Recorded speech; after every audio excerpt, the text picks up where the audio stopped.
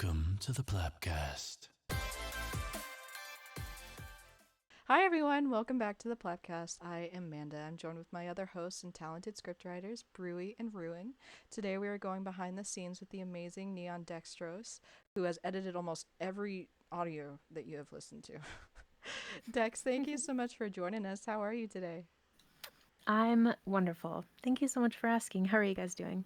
We're doing good. Could you tell us a little about yourself and how you came to be a VA and doing all of the work in this space? Sure. I'm actually coming up on my 5-year anniversary. I actually started in this space as a visual content creator.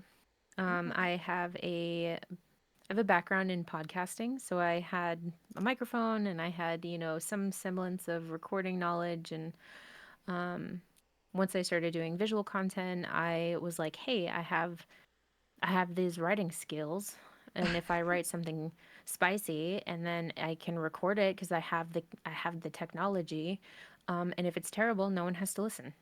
No one has to know. It'll be my secret that I take to the grave forever. Um, so I wrote a spicy thing and I recorded it, and I was like, that's not half bad. Okay. Okay. Mm. That was pretty much it. And then I was just like, well, there's got to be an easier way to do it, Mhm. because what I ended up writing was like a narrative, and the narrative was like an hour long Wow. as like my first one. And I was like, there's gotta be an easier way to do this. So I took to the internet, and the internet took me to Reddit, and the rest is history. Mm, yep, read it. Oh my goodness. When did you want to become a VA? So it was more of a curiosity. I am just permanently curious about potential when it comes to artistic mediums. Mm-hmm. So I it wasn't so much a like, I'm gonna be a VA, like I'm gonna go out and do voice acting things, because like I have a background in technical lighting design for theater. Oh wow. So I never I never took like I never took the acting route. I Right. never was like on stage. It wasn't my favorite thing. I wanted to be a technician.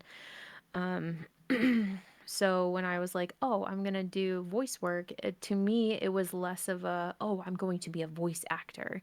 And more, I'm like, yeah, I could fuck around and find out a little bit. Like, sure. Yeah, I'll turn my Yeah. mic on, like, no big deal. And the more I did it, the more I wanted to do it. And the more I realized that, like, the potential for creativity is just so wide. And I had never explored my voice like that. So Mm-hmm. the curiosity just compounded and just kept going. So, Yeah. Have you only done audio erotica, or have you done like other voiceover work? so I started out doing erotica. Mm-hmm. I branched out temporarily, I would say, into safe for work content last year. So I was in a handful of projects on YouTube under a different name. Mm-hmm. And then I like tried to have a YouTube channel of my own doing safe for work content. Um, I was part of a couple of series. I was on I was a NPC character on a D&D inspired thing on YouTube. And That's cool. I was part of a radio play, like an audio drama that was safe for work, for a Mm-hmm. couple of friends that were putting that together. So, um, that's pretty much that, is that I'm predominantly not safe for work content with like a splash of safe for work content. Gotcha. So how did you get into editing then? Necessity, it started out. I Having experience with podcasts, I had experience with Audacity, and I also had experience with Hindenburg. Hindenburg is like a podcasting type software. Like it's like Audacity. It's like a halfway point between Audacity and Audition. Mm-hmm. I'm trying to think of like what Riverside does. I know Riverside is like another podcasting recording software. But anyways, I started out recording in Hindenburg because that was all I had, and then I realized the limitations of that Mm-hmm. were holding back my creativity, and nothing makes me more motivated to do something than to break through whatever I think is holding me back. So I was like, well, I'm just gonna try Audition, because I already had the I already had the Adobe Suite because of the visual content I needed. So I had access to Premiere and Photoshop and Lightroom, but also in regards to the Adobe Suite came Audition. So I was like, why am I not using this software? Right. And like it had a steep learning curve like most Adobe products do, Mm-hmm. but it's it's revolutionized my workflow. So yeah, it started out with necessity because I didn't know what I was doing and I wanted to sound better. And then the more I did it, the more I was like, oh, like I think I'm like kind of good at this. Yeah. What you are very good at it. The first listening party that you joined, the second I heard your voice, I was like, she's doing this. I was like, she's doing this somewhere. I don't know where she's doing it, but she's doing it somewhere. Oh god. So, what kind of equipment and soft? Well, obviously, sorry, you just mentioned software. But what kind of No, it's equipment do you okay. use? So I am using the Shure SM7B for my microphone. And I use an SSL2 audio interface, Oh, okay. which is really just fancy speak for Solid State Logic, which is a brand, with two channels, input and output. So, Okay. That's awesome. So, what inspires you as a creator? Like, because you're a scriptwriter, you're an editor, and a VA as well. So, what inspires you in your work? oh, what inspires me? Potential.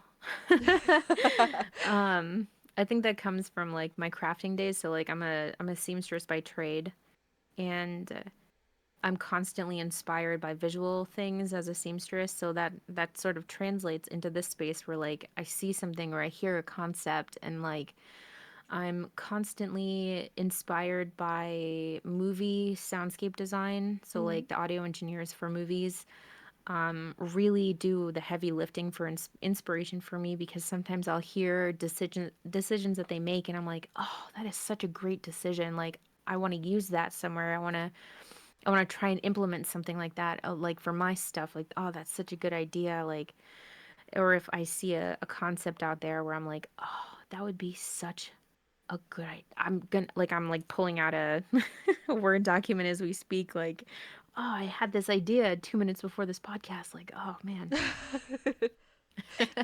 Ideas are constantly turning.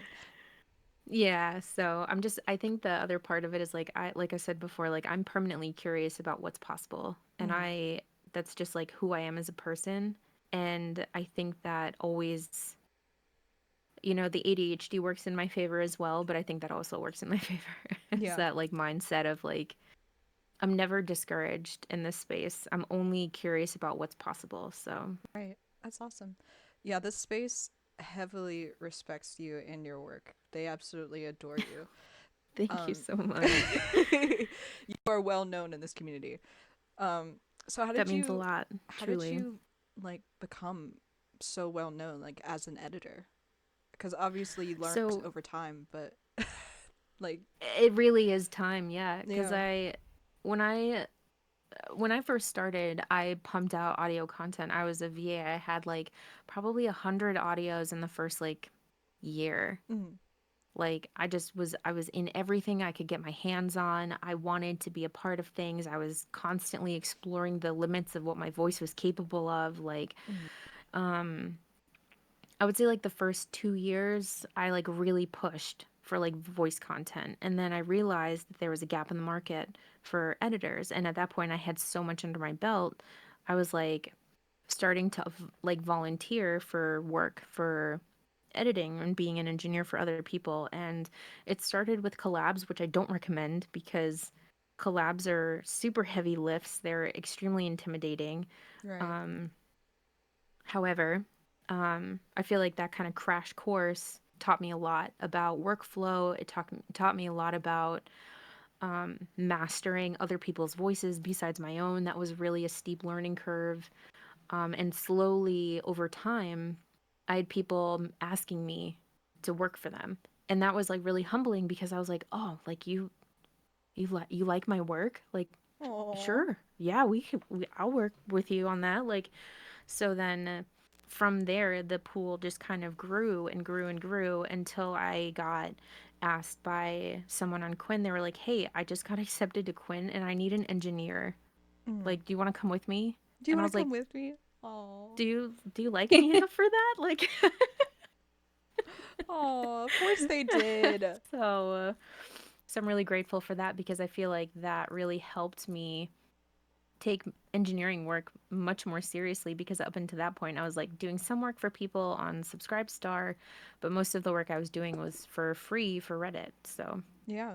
That's crazy. And then you started doing this full time as well, right? Cuz yep. that's what you said. Yeah, that's I crazy. started I really started taking it seriously because at that point to me that voice actor saw something in me that I didn't see.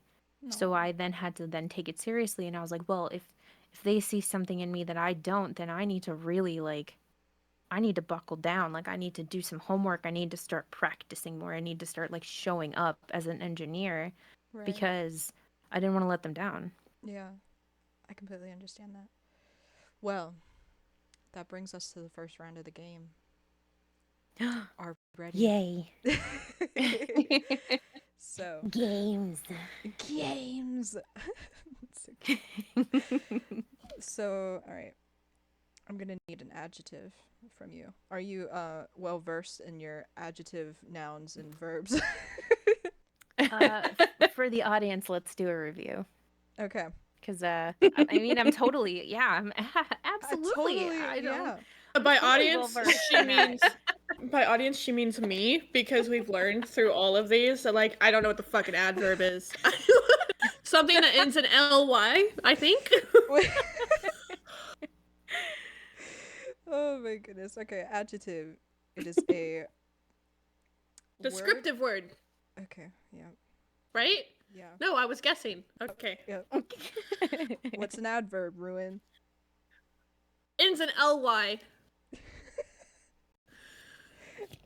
Yeah, I sure. don't know if that's gonna help me. Not really. But like my brain is going goldfish mode, and I'm like, I don't.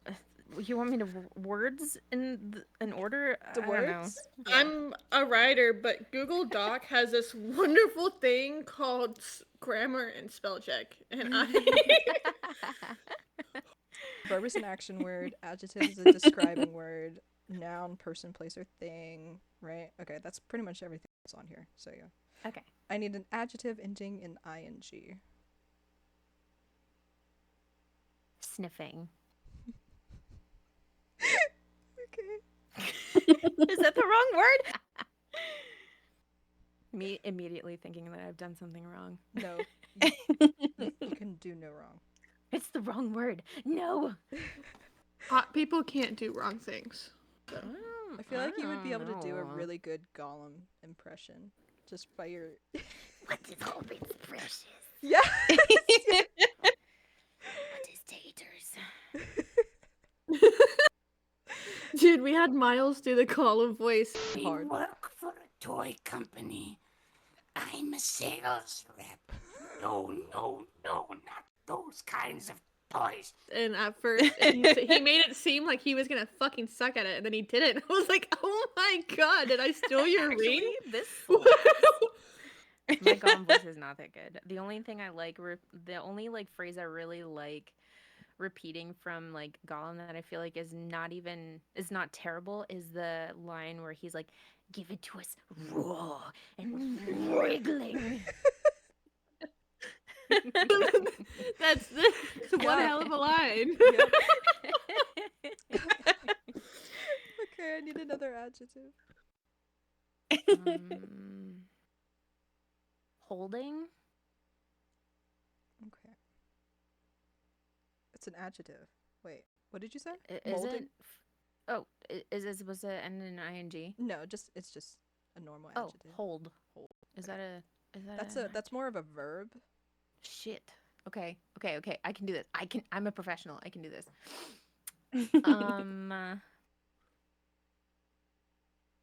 Not Like me wanting to ask describing. my computer friend to give me an adjective. That's funny. An adjective? Pretty? Sure. I feel dumb as heck coming up with these words. My brain is like literally blue screening. I'm not good with games. You're great with games. It's okay. I hope at least it's entertaining to watch me like blue screen in real time. Because like I try to pretend that I'm like pretty professional, and then I get into these moments where I'm like blinking with one eye each. Like You are very smart. Don't worry. It's okay. wait, can I tap in somebody? Brewy, I need you to pick an adjective. Go. There you go, Brewy. How many phone of friends do I get? I don't know. You can phone a brewy anytime you want. Perfect. Oh, thank God. I'm not cheating. Let me close out of it. An adjective. I think honestly, maybe it's an adjective. I don't know. That's hilarious. Did you label it wrong again? I kind of. No, it's a describing word. It's a describing word. Yeah, A describing word? it's an adjective. Like tall.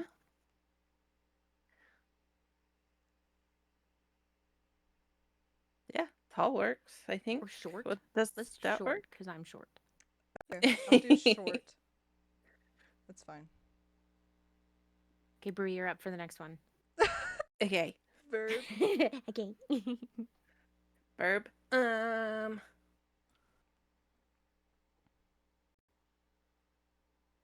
This is why I wanted Tone in here. He's so good at these games. His brain just works so incredibly fast in this stuff. My brain absolutely defrags at the exact wrong moment, so... Do we need one A that ends in verb? ing or not? No, it's just a normal verb. No. Run, sing, Talk. jump. Ruin, I was literally thinking run at the same time you said it. I'm sorry, we have to pick that one. We have to. Okay. The brain cell connected at that moment. So obviously, you have to pick that one. It's like when the DVD preview hits the corner of the screen, and that's when I produce one thought. One thought per bounce. I need Yes. I need a body part. Dick. This is for Dex. Oh. I'm tapping in the team. This is not just me. Okay. This is a group game now, friend. Everybody has to click off the document. I haven't opened the document. I've been looking at your stream. Joy. Okay, perfect. Okay, I need another body part. Testes. Glorious. Okay. Ooh, that's a good one. I'm scared. I need another You're verb. scared. I'm scared. Yeah, she wrote these. Oh my God. I need a verb. Wait, what happened? I need a verb. Verb. Sing. What? Sing? Sing. Okay.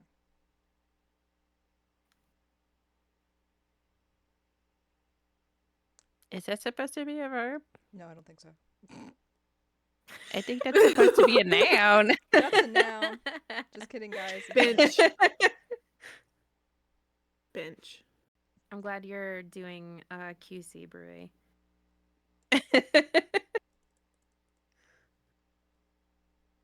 I was over on the bench. I was over on the bench. Sorry. Okay, so I have to read this in my sexiest voice. Yep. Okay, ready? I'm not ready. Are you guys nervous? Yeah, I'm very nervous. You should be. Yep. You look sniffingly tonight. The firelight of the candles and lamps really highlights the short of your body. No need to run, of course. I noticed the way the flickers catch your dick. So curious and hungry. Don't think I haven't noticed the curve of your testes, so elegantly decorated with bench for the occasion. Yep.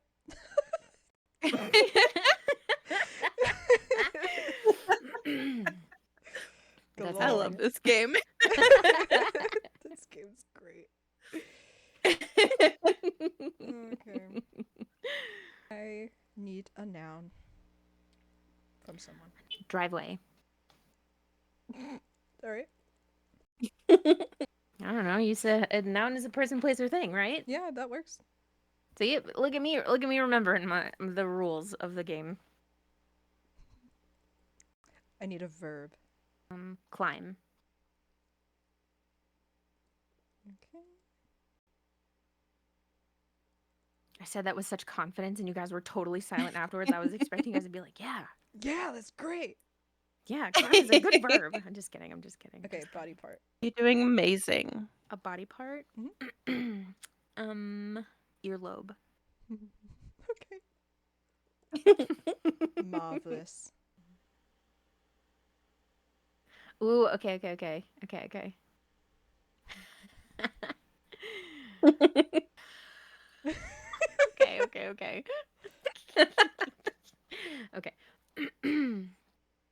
Listen, you know this about me. I'm a simple driveway. The main actress is hot as hell, and if she climbs people with her bare earlobe, that's just a positive. And you know how much that turns me on. Bare earlobe. And which script was this from? I'm not a witch, I'm your wife. Which I'm script just kidding. is this from? Oh, sorry. I thought you said you're a witch. I was like, Which? oh God. Okay. This is from. I actually don't remember. Going back for seconds. Oh, right. Right. That's the one.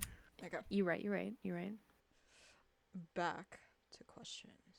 Oh, we're back to okay. I'm gonna get some water so I can slide back into knowing things and stuff. Hello? Hibachi banana teriyaki? Hello. Hello. Hello, princess. Oh, princess. Oh, princess. Oh, princess. Yeah, I like the way you've been princess. talking to me. She got to it. We now return to PlapCast. How did you learn audio engineering? A lot of trial and error. I didn't go to school for this, so I relied on a lot of the free videos on YouTube to walk me through some of the more complicated aspects of it. Most of it is fucking around and finding out. And then when I Love hit that. something that I don't know or isn't getting me where I want it to be, then I'm like, oh, I need YouTubes. So I go to the YouTubes and I watch videos until I either learn what I need to learn, because I still sometimes don't know how to like ask the internet for the answers I need. So I'm like, if I can like throw a dart and get close, and then I'll like kind of determine what I need from there, then that's pretty much what I do. Oh, okay. Good answer. How do you interact with VAs who commission you? Do you learn everyone's style? Okay, that's a good question. So as an audio engineer in the space, I and just as a professional in the space in general, I conduct myself very professionally. So like as someone who does not use erotica to how do I put this professionally? To You can get off. completion Tickle the the sense pickle, polish the pearl. I do not do not Twerk do the the hog. things that audio erotica is designed for. I feel like that puts me in a very unique position where I can conduct myself adjacently to that, where like I can be a professional and be like, okay, yeah, we can talk about the work professionally. So like I have a client who just recently asked me for more oral sounding audio, and I said, can we talk brass tacks here? You're looking for blowjob sound effects? Okay, cool. Like I just want to make sure the vagueness of this is not lost on me, and I understand it might make you uncomfortable, but I need direct answers. So do you want blowjob sound effects here, yes or no? and they're like, oh yeah, like like tuck their hair behind their ear, like, yeah, no, that's kind of what I meant. And I said, great, thank you for just being clear, because that's really like my goal as an engineer is not to have the audios from these clients sound like mine. I want them to sound like theirs. Like, I want to assimilate my style into their style, because I understand as a listener that when either voice actors kind of jump around with engineers, or if there's like a difference in style, the listeners can tell. So I'm fortunate enough to be around the space enough to have heard basically everybody. So when I have a client that's like, hey, I would love to work with you, and I'm like, hey, I'm familiar with your work, like I know kind of already how to assimilate into their style, and along the lines of like clarifying like if they're doing their wet sounds organically or in post. That's usually my like biggest question, because I have no preference either way. I just want to know how I'm going to have to edit it when I get into post, because based on whether or not they have microphones mic'd up for their organic sound effects, or however they want to do their live Foley, whether it's simulated or organic, it just means that I need to take that into consideration when I'm doing balancing in post, because I want it to sound good. So, I guess the short answer is yes, I do learn everyone's styles, because, yeah, unfortunately, like everything that I edit is gonna kind of sound like mine. That is just my style, but I try really hard to take into consideration uh, what everyone else's style is, so the transition is not so jarring for the listeners. I really like that. Since you've done every piece of making audio erotica, what is your favorite to do? Writing, editing, or voice acting? That's like asking to pick a favorite child, and I don't know which. Every parent has one. Every parent has a favorite child. You can't convince me otherwise. All right. Well, I guess Depends on the day. Depends on the day. It really truly does, because if I'm presented with a project and the writing is good, then I really want to be the voice for it. Or if I'm presented with an idea and I'm the writer for it, then obviously I want to do that. Or also, if I'm presented with a project to bring to life in terms of engineering, then obviously I'm going to be like, yes, I want to do that. Like, because like certain projects I hear, especially when I'm talking about projects for myself, because I am working on a lot of those right now, so those are kind of front and center to my brain. Right. I'll write it and I'll hear it a certain way, so I can't wait to do the voice for it. And then once I'm in it and I'm doing the voice acting for the lines, then I'm like, oh man, I'm like really excited. I did A, B, and C while I was recording it, because that's gonna make the editing way more immersive. And I would say it depends. Yeah. When you're listening to other people's work, do you tend to like critique it? In my head, yes. So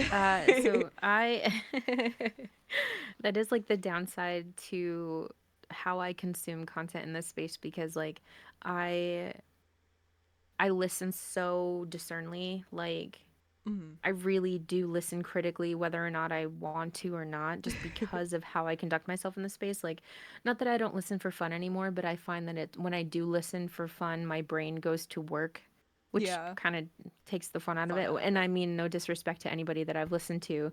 My brain just clicks into, oh, I wish I had like 2 more seconds of space and that line would have been so much more impactful. Or like, oh, I wish they had leaned into this line more, because I really wanted the longing, like, because like not only do I do writing, editing, and voice acting, I also do direction work. Right. So like my brain goes, oh, if you could just message them and just be like, hey, I would really love to see you lean into this stuff in the future. And like, obviously that's like so unwelcome for a lot of people unless they're asking me for it. But I love directing, because I can stop the voice. Like 9 times out of 10, I'm doing a live direct and I can stop them and be like, hey, I want you to go back and take this line again, but I want you to think about this. And usually it's like they'll hit the line and I'm like, oh, perfect. Like chef's kiss. That was such a beautiful delivery. Keep going. Yeah, you're doing great. I Like, love that.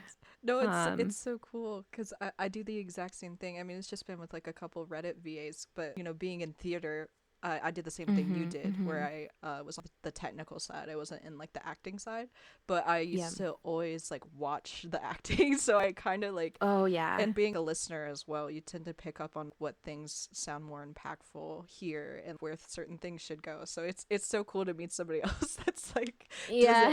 that And doesn't like I'm listen so to get off, but more like to as like a production work kind of thing. yeah, because I love that part. Like, you know what I mean? And because I have so much time in this space, like I try to make sure that like when I'm talking to clients, like I'm not a professional, like I didn't go to school for this. Like I think the only advantage I have is perspective, is the fact that like 9 times out of 10 my clients are male. So like I am theoretically the target audience. True. So Yeah, that makes sense. if they are working with me and they've basically hired me to help them improve their performances, then I'm going to take that seriously and I'm going to be like, well, I'm going to push you as an actor. And usually like I never do it with any sort of malice. You know what I mean? Like Right. this world is hard enough. Like I'm always going to approach it with like I like what you did. I really want you to go back. I want you to think about it differently. I want you to change your pacing 25% slower. Or I want you to imagine that you are like bumping noses with them and that typically changes their performance. And they're like, oh, I didn't think about it like that. And like, that's like gold to me because I know that the listener is going to feel that shift in their performance. And that's so important to me. So, Absolutely. Have you ever thought about directing like shows? um, that's a good question. I have thought about it. However, my passion is in voice acting. So like when you get into like physical, like vertical acting, or like you see on TikToks or like you see like short form content on YouTube or anything like that, you run into so many more layers of compounding talent and direction. So like not only are we talking about vocal inflection, we're now talking about facial expressions, we're talking about micro expressions with the body, we're talking about making sure the actors are paying attention to the light. Like I have a background in professional photography, so telling models to find the light is like pretty common for me. So that would be something I would probably take into consideration with like vertical direction. Um but my passion is strictly with like behind the mic work, so probably won't. I don't know if that will be where life takes me, but it is fun to think Me. about for sure. Yeah. Well, how do you immerse the listener? And like where do you get your SFX if you're allowed to reveal that? Oh yeah, I can talk about that. So when it comes to immersion, and this is something that I think about a lot because immersion is different for everyone, right? Like if I were to ask each of you what is immersive for you, I might get 3 different answers, right? So bearing in mind that that is the case, and that's just with the 4 of us, right? So we have 4 different opinions on what's immersive. Trying to find the happy medium for the broader populace is like kind of hard. So like what I try to do is when I'm thinking about immersion, I'll take like the baseline immersion and kind of build from there based on the style of the VA. So baseline for me is like making sure the vocal audio noise floor is under -60 decibels. So that way, if I were to cut that audio up, then you won't notice when the audio has basically holes in it. So if the human ear doesn't typically doesn't identify anything below -60. Most audiobooks noise floor is -70. But like in this space, because there's already sound effects and all that stuff, I don't typically like to clean under 70 because it does affect the vocal quality and it'll start to sound like it's underwater. Um but also I'm so sorry I'm clearing my voice so much. You're okay. So I will add, like, I'll clean the vocal track to -60. And then that way, if I need to cut it up, I can. And I don't have to, like, worry about, like, fading out and fading in every single cut. From there, I'll add in what I would call a room tone. So depending on where they are, if they're in a living room and, it's a modern setting, then typically I'll choose a file that is a regular room tone sound and maybe with like distant traffic outside, so the traffic is kind of muffled, kind of like when you're near a highway, where you have the kind of muffled uh, passes of sound, I guess. Or if it's outside at a garden party, for example, then I want to make sure that I'm finding a night sound that has crickets. Or if I'm at the beach, then I want to find something that has gulls in it, like something Right. something baseline, just to I'm so sorry. No, you're fine. Just to establish the setting for the listener, Mm-hmm. because it's important. It's just like music to set the mood. The background sets the image for the listener, because this is a very unique medium where there is no visual component. So we have to build that as engineers to make sense for the listeners. And there's kind of like a give and take, where some people find that sound effects are too much and they'd rather just have the voice. And some people are like, oh, I love sound effects. Like, give me all the sound effects. Mm-hmm. So it's really just a matter of aligning myself with each voice actor's style and what their preferences from their listeners are. And I get my sound effects typically from actually, I don't know if I can say this because I don't want to get in trouble. So it's classified. Oh, It's okay. classified. It's okay. Well, do you make any sound effects? Oh, I do. Yeah. Oh, okay. I have like two gigs of sounds that I've made at least. Most of them are wet sounds. I have like probably 15 or 30 wet tracks that I've made of various stickinesses and speeds and styles. Mm-hmm. I have like a handful of blowjob tracks I've made of various speeds and stickiness. She's just got a bank of wet sounds. I do, yeah. And then I've like over the years I've like assembled like Plap tracks that I've layered and made and save. And other than that, like I've made like zipper sounds and like belt takeoff sounds and what else have I done? Like fabric moving around sounds. There's a lot of like bed sheet sounds because of this medium. So yeah, if I can't find what I want, I'll just make it. That's awesome. Nice. That's really cool. How do you edit character distance? So like close, standard, far. Ooh, that's a good question. Okay, so when you think about sound in real life, we don't ever truly hear sound the way we do when we're in a microphone. Right. And what I mean by that is like if I'm really close to the microphone, then there's a ton of bass in my voice, right? Mhm. There, it's like kind of intimate. We're like really close, and it's really That's how I like it. warm sounding. Yeah. So that way, when I tell you that you're a good girl, it kind of hits because we're like really, really close. But when you're just talking in general and you're backed away from the microphone a little bit, all I've changed is my distance to the microphone. So some of that bass has fallen off. So that's typically how I'll adjust distance to the microphone, because most voice actors don't take this into consideration when they're sending me their raw files. So I have to do it in post. So if like we transition and say the speaker and the listener have gotten intimate and suddenly they're going outside, Mhm. sound behaves differently outside when there's no flat surfaces to bounce off of, right? So a lot of times the bass will drop off, so I'll have to go in and use a parametric equalizer to drop off some of the bass, and I'll have to add a widener to their voice because it's no longer this intimate experience, it is now a wider experience. So that's typically how I'll do that, because I don't really run into a lot of times where voice actors will give me that in raw, so I have to do it myself. That's super cool. No, I never knew I never knew how they did it. I just kind of assumed that they just like close to the mic, further away from the mic. Like Some people will, for Mhm. sure. And like this is something that I'll take into consideration if I'm recording for a collab, for example. So like if I'm supposed to be close to the listener, I will intentionally get closer to the microphone, but like typically I'll keep like a 2 to 4 inch distance to the microphone, unless I'm trying to be right in your ear. So I was gonna say, I think a lot of script writers put mic direction line by line, right? Where it's like, I know I do, where it's like, not see, a lot of scriptwriters, just you.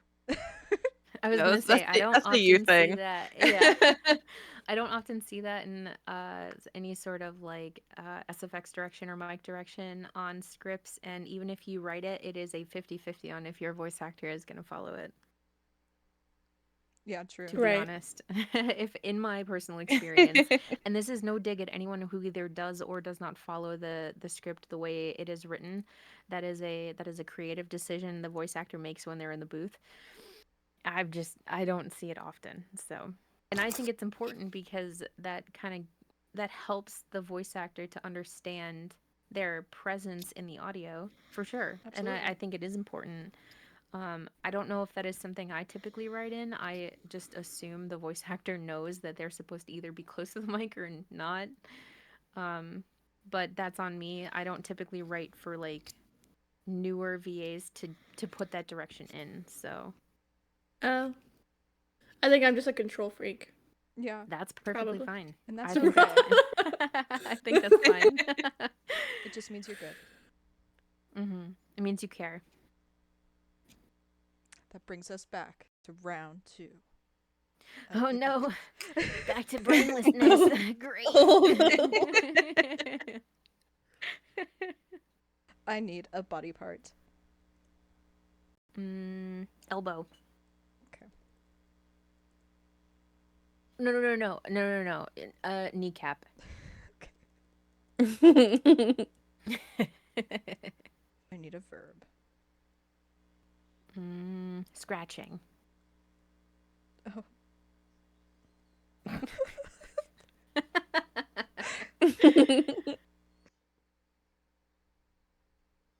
You guys ready? I'm ready. No. Are you ready?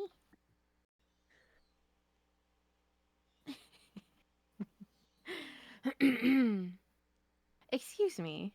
My chub has nothing to do with your kneecap in my lap or your body basically on top of mine or how nice you scratch. Nope. Nope. Definitely none of those things. The way you just like giggle so cute. Oh my gosh, she's like a little gremlin. I love it. Okay. It's true. Now, I need an object. Water bottle. Okay. Not me looking at mine with affection. With affection. Now, She does pull her weight keeping me hydrated, so.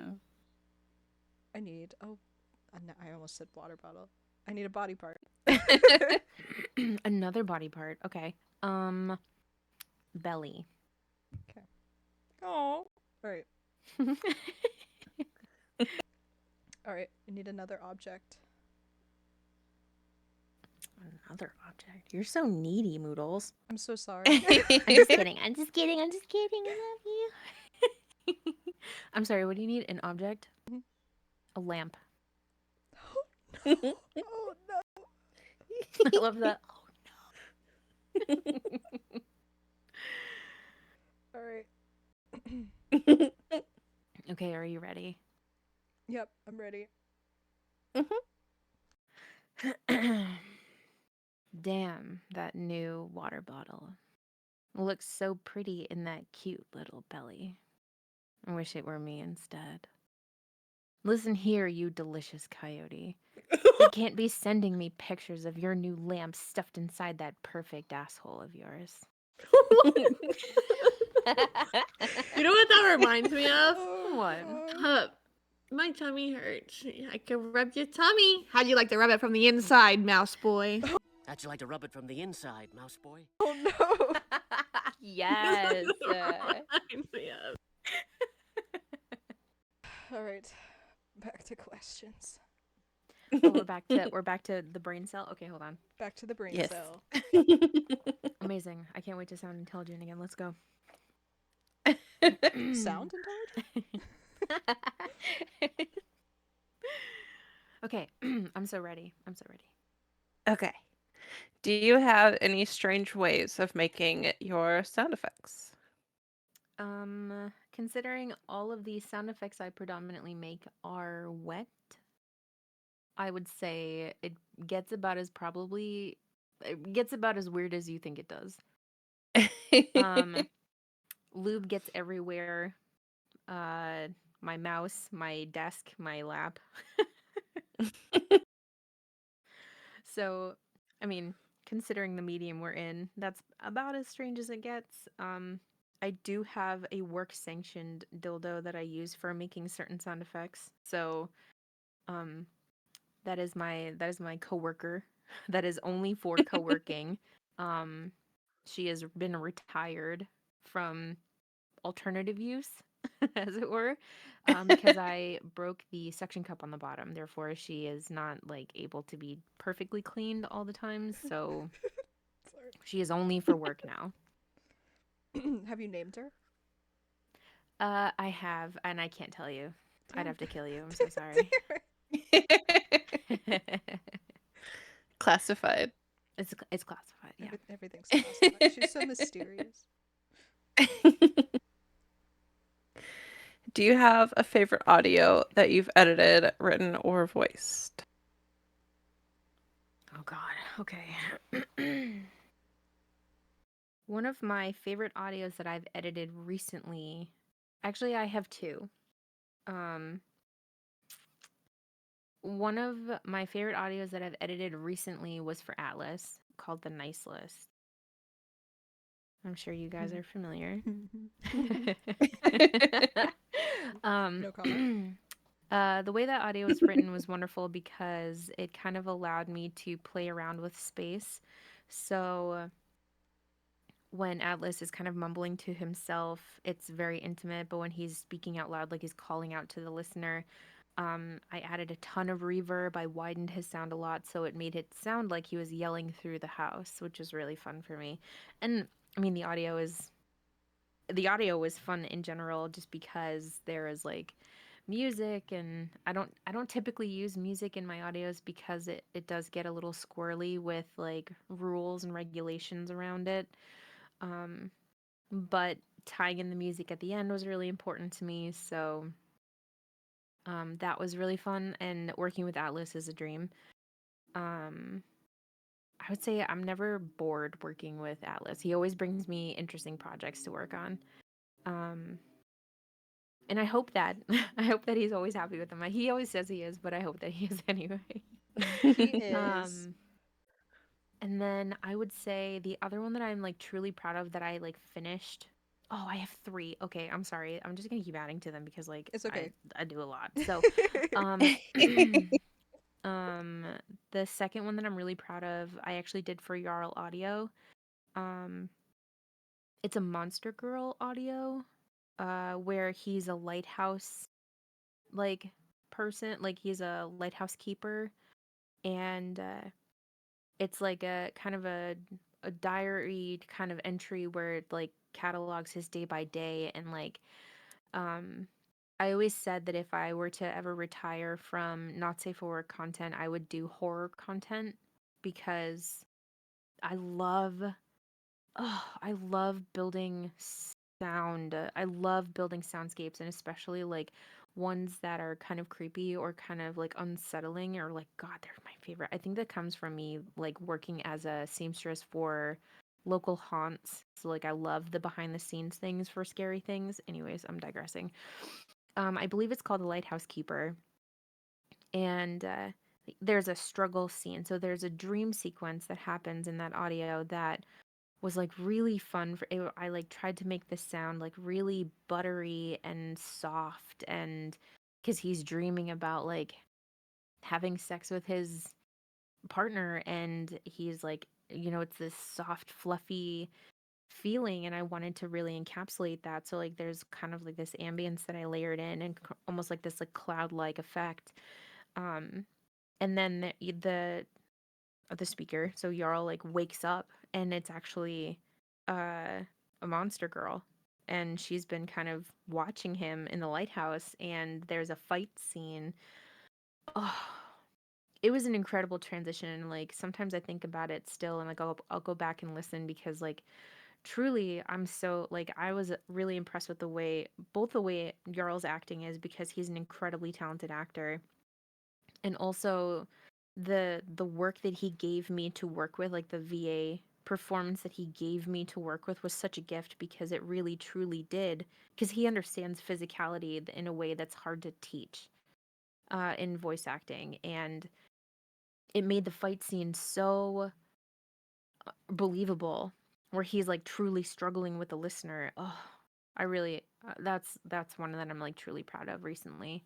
And then the third one is actually coming out next week as part of a project that Guy is putting together. So it's a mixture of narrative and music and intrigue and plot, and it's just truly incredible. I'm very proud of the way it's coming out. So I love Gaia's projects. I can't oh, wait. me too. Me too. Oh God, I cannot wait for you to hear it. Like I finished this audio, and I was like borderline tears, because I was like so incredibly proud of my performance and the way the elements all came together, and like the tension and the romance, and like I'm one of my most proud projects to date so far.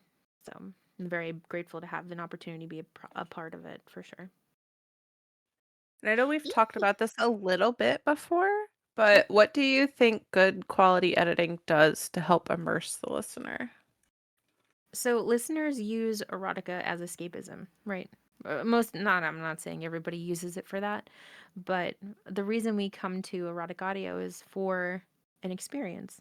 And some people use it to like remove themselves from their current situation to experience something new. I don't know if you guys are familiar with Futurama. There's a episode with Bender and God, and God says to Bender, like, if you've done everything right, people won't be sure you've done anything at all.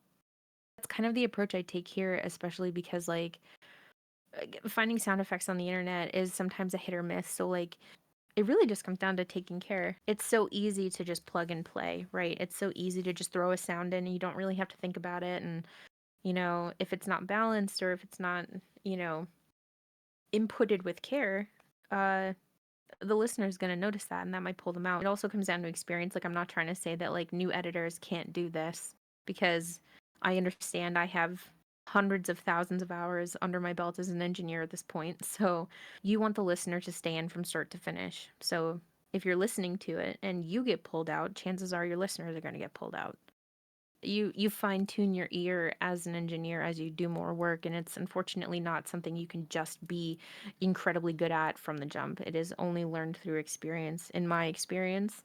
And I have like supersonic hearing, so like, well, I joke around that I have supersonic hearing, but I do. So I think that good quality editing goes a long way for immersing the listener, even if it's just the voice. Like if you take the time and care to learn how to master down your voice, like you have your stack all set up with your compression and your equalizers, and you're fine tuning with your equalizers and levels, I think that even down to that level, you can immerse the listener without any sound effects. So it's kind of a layered answer. I'm sorry. I feel like I kind of danced around it a little bit. Not at all. There's a lot that goes into it. Mm-hmm. There's a lot more that goes into it than a lot of people think. Do you view your work as a form of sex work? Absolutely. That's an open and shut answer. So yes. Audio Yes. erotica is sex work, and anyone who says otherwise is speaking from a place of privilege. Because when you think about it, what are we selling? It's sex. Right. We may not be putting titties and pussy on the internet, and speaking from someone who also has done that, you know, it's no different. There is absolutely no difference. And when you think about I'm not going to get political, but when you think about legislation that's going to come through or trying to come through, audiobooks and romance books and this work is going to be just as affected. So yeah, it's all the same. Exactly. So yeah, and that's why like I'll keep advocating for it. I'll keep fighting for it, like because yeah, and it is sex work, so and I don't shy away from that. I think so far of everybody that we've had on here, it's been a pretty unanimous yes. Good. Excellent. I love to hear that because that means that this community gets it. So of the impressive catalog of work that you've been involved with, what has been your most challenging project to date?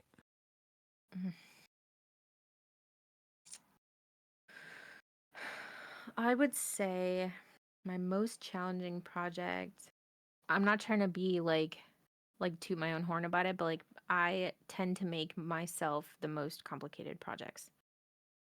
I think it's because I know I can. So like I feel like I don't hold back from things that I want to do with the projects I put together. So like the radio plays I've put together, the hybrid narrative projects I've put together for the Dex Collective, like I specifically don't hold back at all when it comes to that stuff because I know I want to tell a story a certain way, so I will intentionally not put any roadblocks in based on ability, because if I hit a roadblock where I'm like, damn, I'm just not getting this, like I will literally do whatever I need to do to learn whatever I need to learn to tell the story the way I want to tell it. And that is not something I can do with all of my projects for other clients. And not to say that my clients limit me, because they don't, but in a way they sort of do, because like I'm not trying, again, to go back to my first point, I'm not trying to have them sound like my work. I want them to sound like their work. So in that comes invisible limitations. So when I'm putting projects together for myself, I would say probably the full cast hybrid narratives that I've put together are the most challenging projects, because not only am I balancing my voice, I'm also balancing another person's voice in the same space and trying to tell a story through sound in like a traditional radio play format. So, and I love that stuff. That stuff gets me bricked.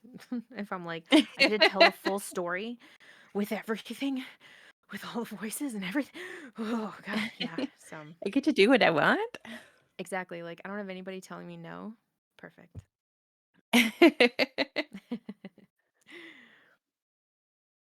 All right. I think that brings us to the next round of the game. Game time. I need a verb ending in ing. A verb ending in ing. Bending. Okay. I'm just the okay. And I need an article of clothing. Article of clothing. Panties. Ugh, gross. We'll stay on brand. Okay. Are you guys ready? Probably not. Every time you ask like that, it's like I'm prepared, and then you ask me in that tone of voice, and I'm like, Yeah, I'm like, quit looking at me in that tone of voice, I'm please. in trouble. Bending in your house isn't enough. Do you have to come and tempt me with that perfect body and those perfect panties out in public? It matched up perfectly, and I don't like that it did that. I mean, do you, I mean, team? okay. Do you have to come tempt me with those perfect bodies of yours and those delicate panties out in public? I love the gremlin laugh from the crew. Oh gosh. Okay. I need a body part. Tongue. I'm warmed up now. You're in trouble. Oh no. Oh no. Oh no. Oh no, our table. It's broken. Oh god, that's a stem. I'm so sorry. No, I love it. It's okay. What else do you need? I'm ready. I I'm need so a ready. verb ending in ing. A verb ending in ing. Coloring. Another body part. Thigh. No. Tricep. Okay. I need a verb ending in ed. Fucked. Yep, I knew that was coming. Yep, you knew, you heard it. Laugh, you heard it laugh. You knew it was fucking coming. Listen, we gotta stay on brand somehow.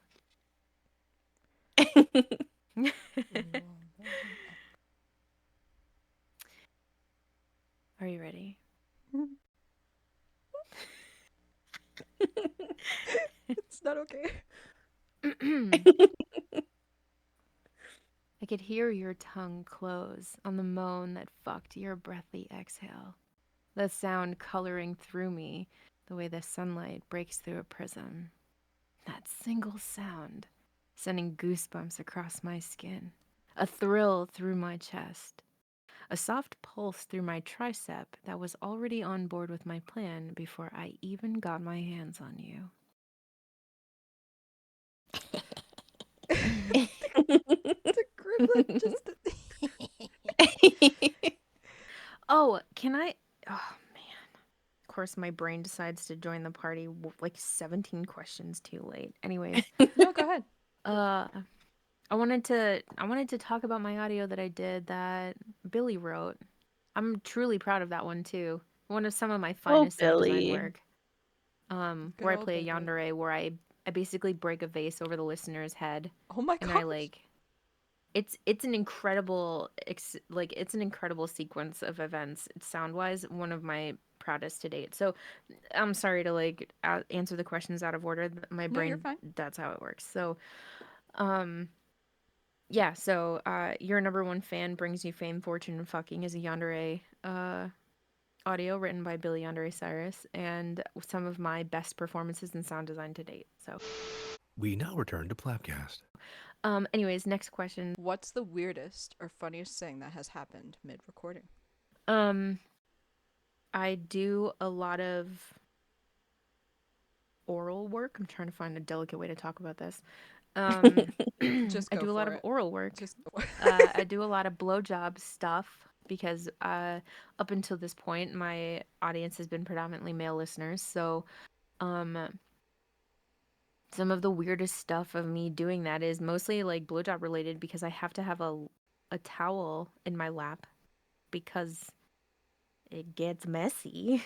So instead of just soaking my sweatpants with my drool, I have learned to put a towel down because it gets weird. Because I'm just like, it gets I weird. will just go at it because I'm committing for the bit. You know what I mean? So that's probably the weirdest it gets in my booth. Do you have a nope sound that like ruins the immersion for you? I do have a nope sound. What is your nope sound? Oh. And this is because of who I am as a person. A nope sound for me is excessive mouth sounds. Okay. Yes. Ruin. Yep. Yes. Ruin I If agree. your Ruin mouth agree. is sticky, and this is just like how people are, like however they want to record or like what they're, and this is another thing that I've learned as a performer. Your oral hygiene matters a lot when you are recording. It matters a lot when it comes down to the stickiness of your tongue and the way your lips move across your teeth, which is like so gross to talk about, but like that's just the nature of this business. So like if your mouth is excessively sticky, I can't listen. Like I have a shred of misophonia, so like I cannot, if I can hear your tongue moving around in your mouth, I can't deal with it. So I will unfortunately have to nope out. The other nope sound I have to say is like bad spitting in audios. Oh no. Yep. All right. What is a word or phrase that you think shows up way too much in audio erotica? Oh God, do we have the time for this? Oh God. All right. Okay. I think a lot of my words or phrases that I am fatigued with stem from my close association with this space and the fact that I consume it for work instead of for pleasure. Right. So I think that phrases that are often overused are good girl or good boy. When it does not warrant it. Like if you're just throwing it in there to have it in there, or if you're throwing in there trying to be sexy, for me it doesn't hit, and it's so incredibly overused in my opinion. I think that when you earn the phrase in whatever context that is, like there's no one specific context that equals earning that phrase. I think that the consideration for the dropping of the phrase should be as heavily considered as when you start dropping honorifics. Because like when you think about a dynamic, an honorific is earned, right? An honorific is an exchange between a relationship that is a pre-organized, like you talked through it as adults, and here are the things, and when you finally get to call them miss or sir or madam or mistress or daddy or whatever the honorific is, this same consideration should be handled for submissive honorifics like good girl or good bunny or good pet, if we're talking like gender neutral things. So like I think that we often, just because it's sexy and we say good girl and people just fawn all over themselves, I think we just overuse it in general. It has to be earned. It has to be earned. And I think that that's just, it's just in general, just because the rate of media that's being produced in the space, it's unavoidable. So that's just my personal preference. The other phrase that I think shows up too much, and this is again my fatigue in this space just as a consumer through my job, is use your words. Especially in pre-established dynamics, because it has a time and place. When you think about kink dynamics in general, if you are in an experienced dynamic, or you are in an established relationship, like you've been with this person for so long, and when they say use your words, it's like, ugh, why? You know what I mean? Like, why do I need to? Yeah. Why? Like, that's the brat in me.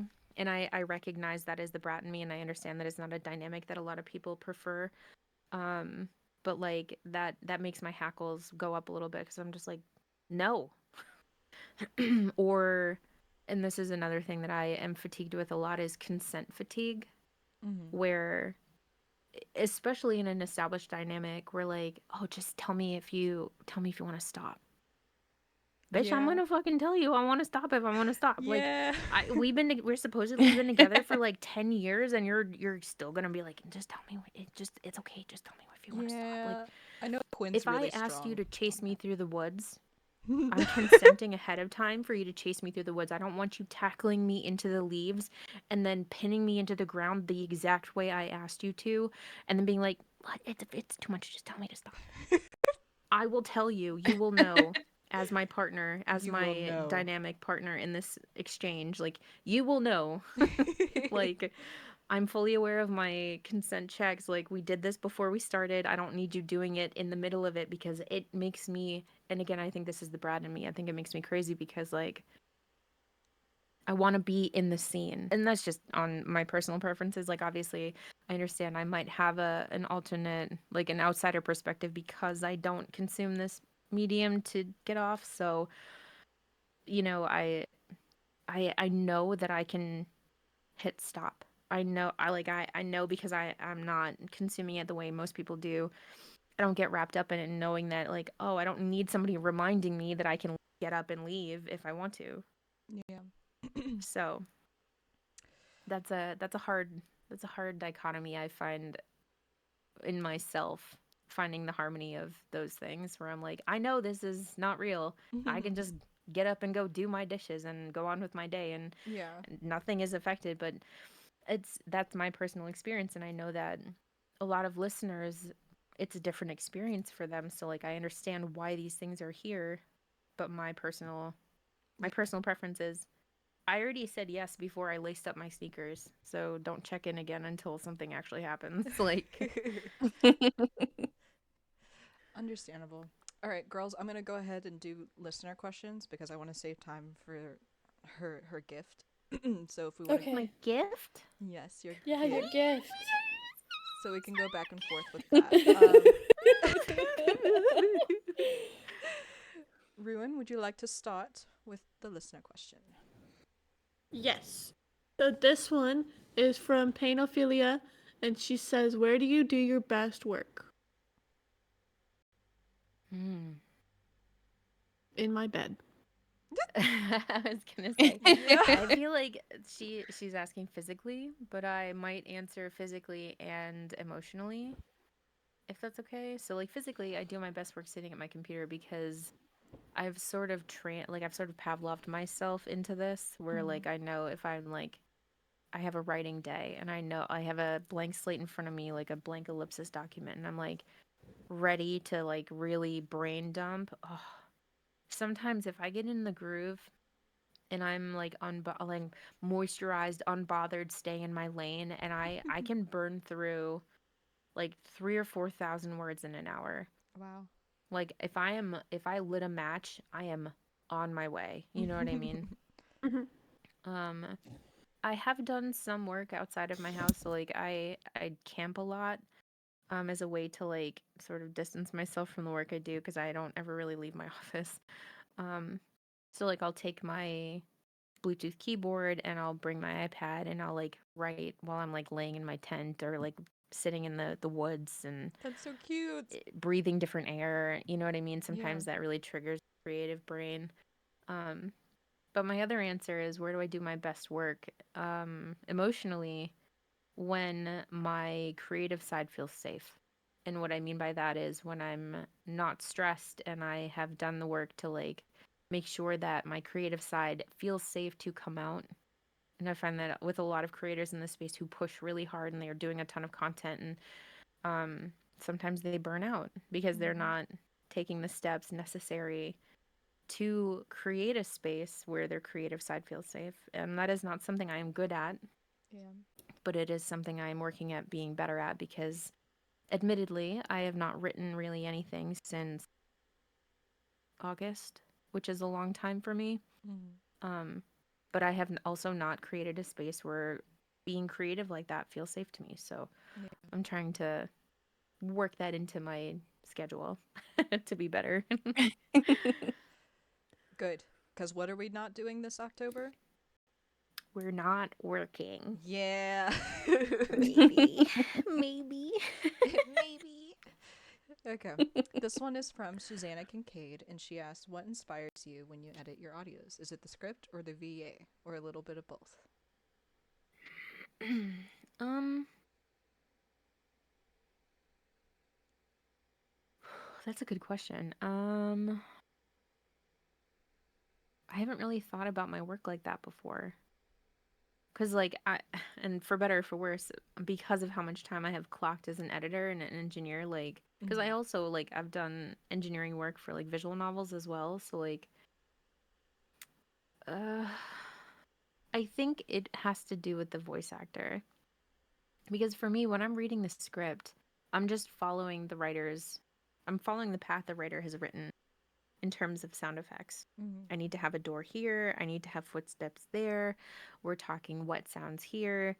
Um, but really the inspiration will come from the voice actor if they've really like leaned in and put their all into their performance because the performance inspires me to like elevate to that level. You know what I mean? Not that I wouldn't always like bring my A game, but like in instances where like the fight scene in Jarl's audio or the scene in Billy's audio where I'm physical with the listener, like that inspires me to want to make sure that I'm telling the full story with sound. So, because if the VA doesn't give me the physicality or if they don't give me the right elements to tell the story, it's hard for me to really tell it.